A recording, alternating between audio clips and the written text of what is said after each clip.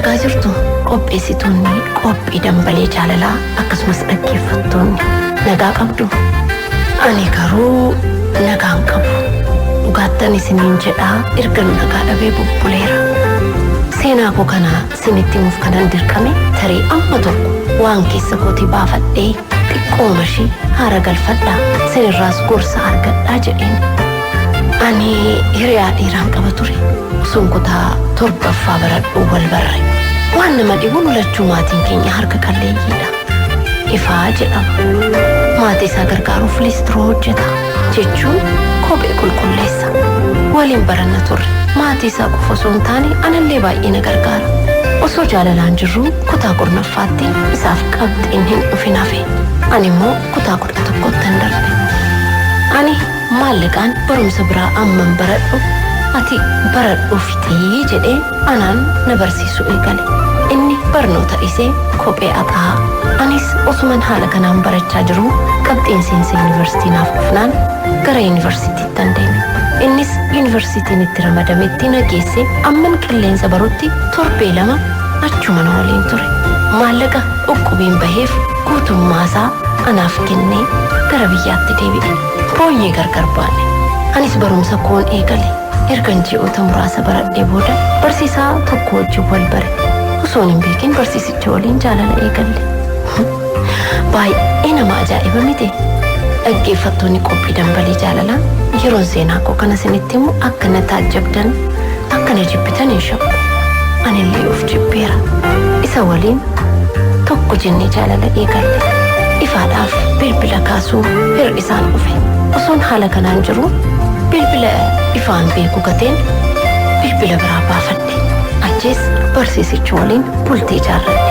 Ifaan baay'ee akka gaddee fi dhagahee akka baay'ee dhukkubsate mucaan mul'achuu beeku tokko natti hime. Homaa gochuu hin dandeenye.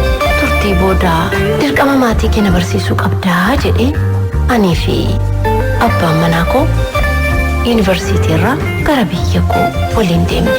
Magaalaan itti dhaladhee guddadhee gaafa geenyu konkolaataa keessaa osoo bu'in mucaa magaala wayii wantoota gaggatamaa lafaa funaanu akkasumas haayilaandii guuraa deemu akka tasaa ijjirra na bu'e. Narrifadhe.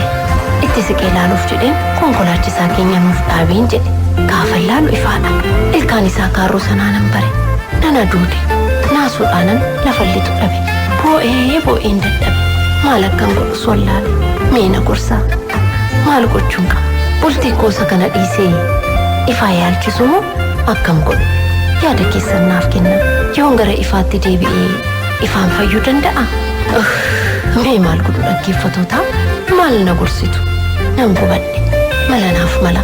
Sababa kootiin jiruun isaa fayyummaan isaa badeemu. Yaa Rabbii koo akkasitti itti fufnaan anis maraadhe isatti dabalamuun koo waan hin oolle.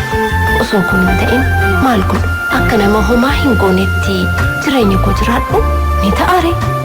Suuraan ifaa ija koo duraa deemuu dideemu. Ani waanan ta'u wallaaleera. Warreen seenaa koo kana dhageessan maal? Yeroo waa murteessitanii fi jaalala eegaltan sirriitti itti yaada. Xumure. Kanneen na gorsuu feetan qophii dambalee jaalalaa irratti barreessa.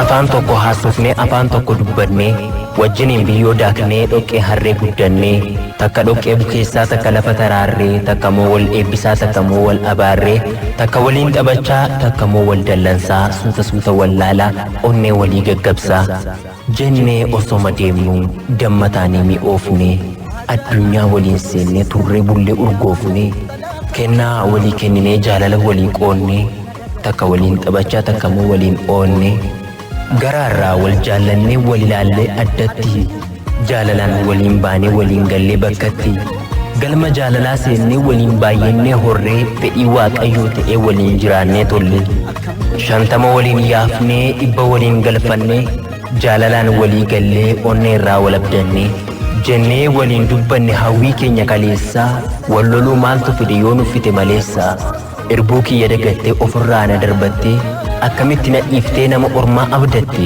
riqichi keenya kana kan irra deemnee dhufne akkamitti dadhabne gitintirree kufne wajjin baannee dhufne jireenya waggaa 3 akkamitti na goote qobaatti nama badii oduu namaa dhageesse anaa namaa na baaste jireenya akkamii arga